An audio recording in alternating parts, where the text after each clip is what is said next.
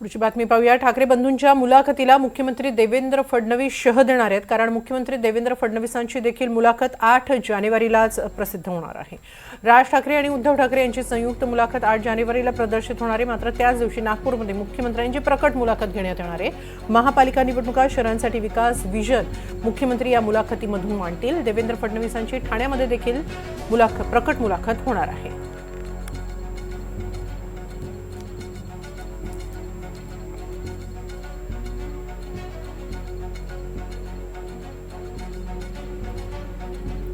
राज ठाकरे आणि उद्धव ठाकरे यांची मुलाखत प्रदर्शित होणार आहे ती 8 जानेवारीला। मात्र त्यांच्याच या संयुक्त मुलाखतीला मुख्यमंत्री प्रकट मुलाखतीतून प्रत्युत्तर देणार आहे। उपराजधानी नागपूरमध्ये त्यांची मुलाखत होणार आहे, तसंच ठाण्यात देखील प्रकट मुलाखत होणार आहे।